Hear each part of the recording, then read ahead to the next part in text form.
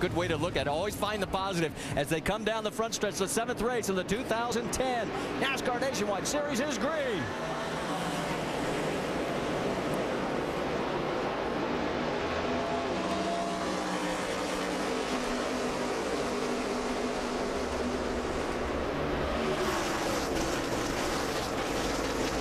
Great start for Logano as they come down the backstretch. Clint Boyer slides back to 4th. They got a really good track right now. The Cup race just got finished, and the track is basically burned in, Andy, from the bottom of the track clear at the top. So these drivers got a lot of confidence right now. They can run anywhere in this track they want to. Yeah, but you know, these cars have to drive a lot different than the Cup cars they just got out of. It's got to take a lap or two to get the feel of this car. Oh, you got to believe it's going to, because these cars almost got about 150. Ooh, look at the top there. Way high. Mike Bliss in a 40 car. Almost gets in a wall. Yeah, he almost slid it to the wall. He's going to lose a bit of position. We were getting a report that the left front on the 15 has got a report of tire smoke. So that's Michael Annette. We'll keep an eye on that. That's one of the benefits of having this race right after the Cup race. Track's not green, and if that would have been a green racetrack, that 40 car Mike Bliss would have been in the wall. Yeah, there's a lot, you know, it's good all the way to the very top, and you call them marbles. In drivers' term, we talk about marbles. Marbles are what's the loose rubber at the top of the track. And a lot of times they can get in that stuff and crash. Boy, we almost had 3 wide there. Let's go on board with Justin Allgaier down into 3. That's his teammate, Brad Keselowski, on the high side. Trevor Bayne in the 99. Now, this is the first time since Friday that these guys have been on the track whatsoever, so I'm sure there's some cars out there not handling well. This first pit stop will make some adjustments and try to get accustomed to this fast track, because the temperatures here are pretty cool right now, and we got some pretty high speeds out there at the moment. And everybody's starting to get into single file now as we've completed 4 of 200 laps. Look at the battle for the lead, because you've got Joey Logano, who has now led in his last 5 Nationwide Series starts, being pressured by his teammate Kyle Busch, who is looking for his 5th straight win here at Texas Motor Speedways. Let's get more on the A-team from Dr. Jerry Punch. Got a Joe Gibbs tag team up front 1-2, but on lap 1, when he came by to go into turn 1, Kyle Busch was watching his teammate Joey Logano and said he thought something might have come out of the car, and he ran over it. Yeah, we're going to have to take a look at that. That's for sure. I don't know what in the world could fall out of that car unless it's a piece of lead or something that slides in the frame, Randy. Well, it doesn't look like it's hurting that 18 car. I mean, he's right there keeping pace real well with Joey Logano, although they do have a couple cars kind of bearing down. Looks like Clint Boyer starting to work the racetrack a little bit, trying to find a little better groove. Let's update you on 2 cars. Mark Green is now 2 laps down. Dennis Setzer has just taken his car behind the wall as the first start and park of the day. Side by side, Trevor Bayne on the high side, the 22 of Brad Keselowski. That is a battle for 14th on the racetrack. Keselowski finished 14th in the Sprint Cup race earlier today. Right behind him is Reed Sorensen. In fact, you were talking about Logano saying something fell out of the car. Remember a few years ago when Reed mysteriously threw something out of the car?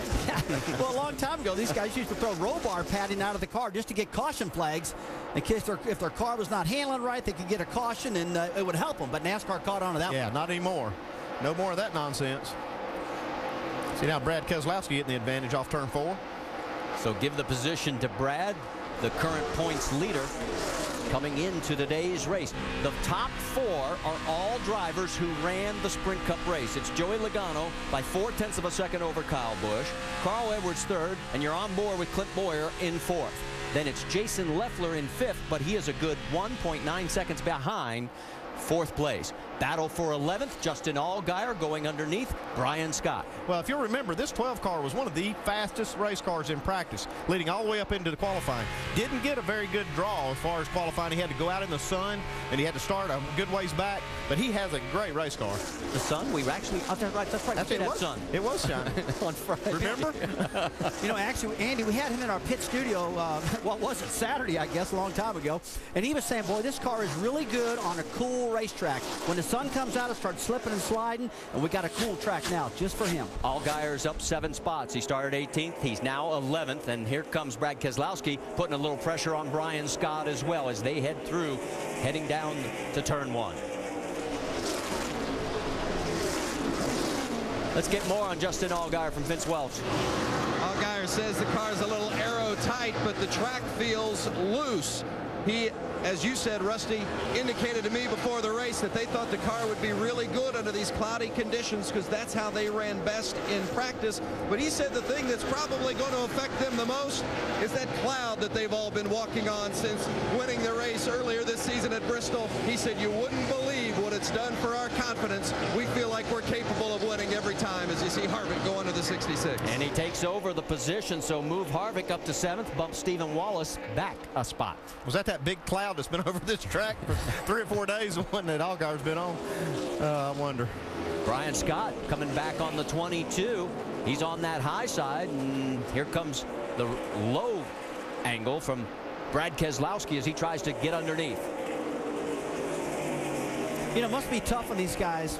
You know, being on the racetrack last Friday, you have to wait till Monday afternoon or Monday evening to run this race, and Andy not having any idea what the car's really going to handle like, because, you know, in those conditions you can practice all you want, but it's not even close till you get to race day. Well, don't forget, too, they weren't expecting to run on a track after the Cup cars and after all the rubber's been put down, so this is definitely a different racetrack than they anticipated. And Kevin Harvick is on the move. He's underneath side by side now with Jason Leffler.